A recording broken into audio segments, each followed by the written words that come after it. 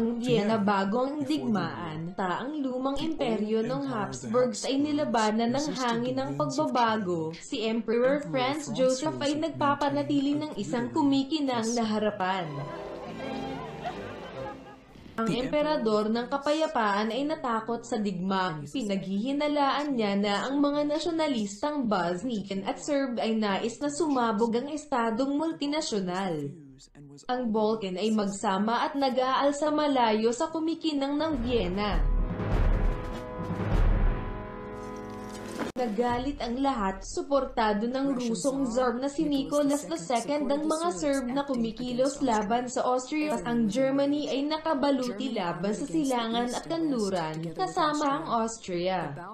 Ang lugar ng Balkan ay pil sa Bar Isles ng Pulver sa Europa na sumabog sa digmaan.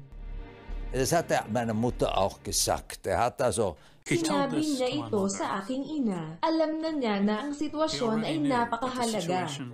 Natiyak niya na ang isang salungatan sa buong mundo ay nangangahulugang pagtatapos o maaaring mga hulugan ng pagtatapos, kaya't sinubukan na maging katamtaman. Alles gemacht hat, zu bremsen. Ang kanyang anak ay hindi nais na maging katamtaman, ngunit gumawa ng mga reforma. Si Franz Ferdinand, ang tagapagmana sa trono, ay naglatag ng iba pang mga plano. Upang mailigtas ang kapayapaan at ang imperyo, rin nais niyang magbigay ng higit na kalayaan sa Balkan, ngunit tinukaw niya lamang ang alitan. Nang dumalaw siya sa Balkan ay iilan lamang ang kanyang mga kaibigan na naiwan.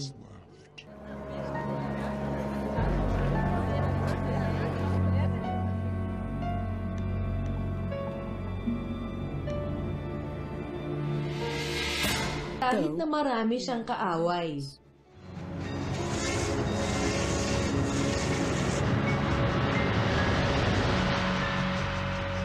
Noong Hunyo, bumiyahe siya sa Bosnia sa isang kotse ng palasyo.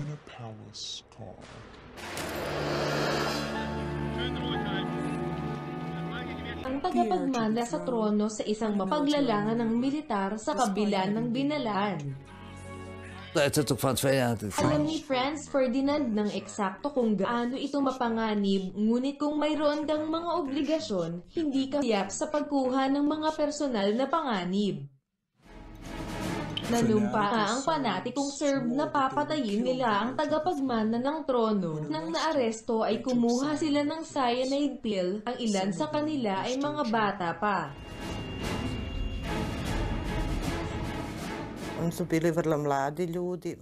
Sila ay mga idealistic, ang mga batang may edukasyon, gusto nila ng kalayaan, nais nilang palayain ang mga tao mula sa ilalim ng oposisyon ng Austrian.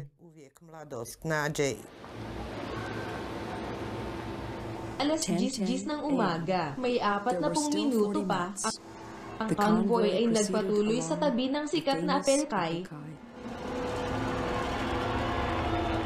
Ang mamamatay tao ay naganap, may 6 sa kanila.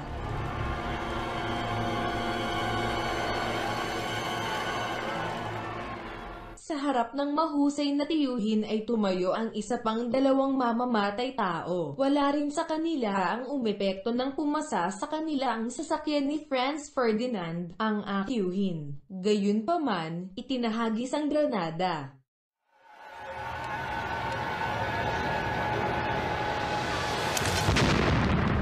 Tumama nga ang granada sa isa pang kotse, malubhang nasugatan ng pagsabog sa isang koronel. Si Franz Ferdinand at ang kanyang asawa ay nanatiling hindi nasaktan. Ang tagapagmana ng hari ay nagpatuloy sa kanyang pagbisita.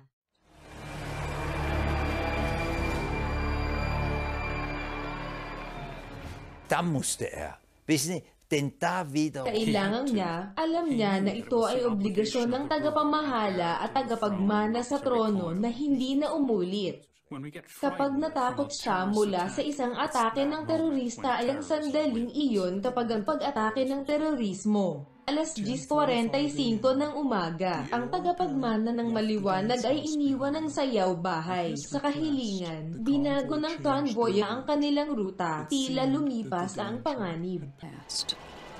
Sa harap ng coffee house, ang isang binata ay nagsusumite. Hindi alam ang gagawin. Si Gavrilo Princip ang huling mamamatay tao.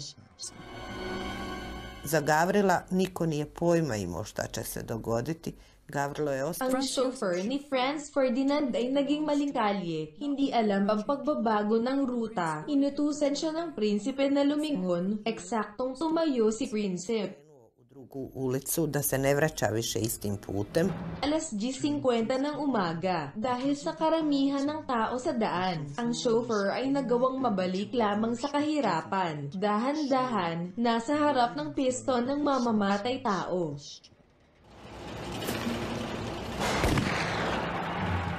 Binaril na mamamatay ang dalawang tao at sumabog ang gulat at kasama nito, nawasak ang buong mundo.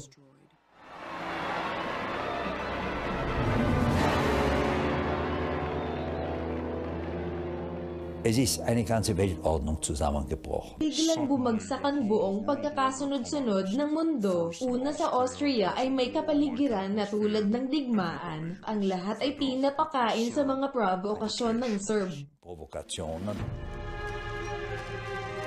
Inilagay ng Habsburg ang kanilang maharlikang tagapagmana sa kanyang libingan at inilibing ng Europa ang kapayapaan. Sa likod ng nakakalusot na taybak, nagsisimula na ang tunog ng labanan. Ang panghuli na ibinigay ni Franz Joseph sa mga Serb sa lalong madaling panahon ay naging isang deklarasyon ng digmaan.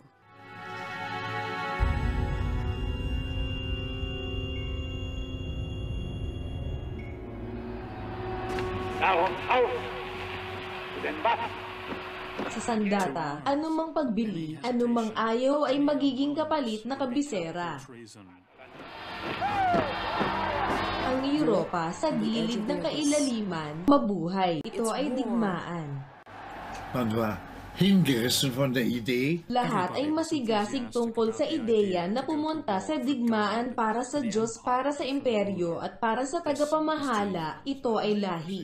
Sa transfer ng frontline na ito, ang pagiging perpekto ay ganap na binomba, ngunit ang resulta ng digma ang kabalyero ng propaganda at ang magiting na epiko. Ang mga tao sa bawat edad ay maligayang nagmarcha hanggang kamatayan.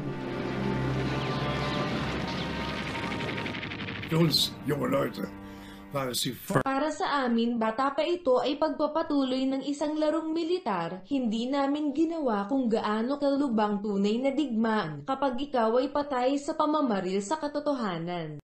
geschossen. Ang ingay ng digmaang pandaigdig ay kinakailangan ng buong henerasyon at ng buong pagkakasunod-sunod ng mundo. Sa mga transfer ng lumang Europa ay nawasak.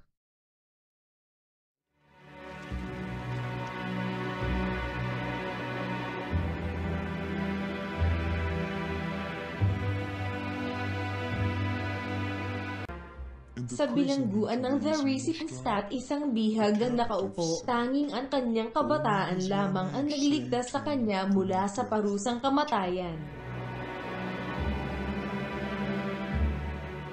Naniniwala pa rin si Gavrilo Princip na ang kalayaan niya ay nagsilbi sa kalayaan.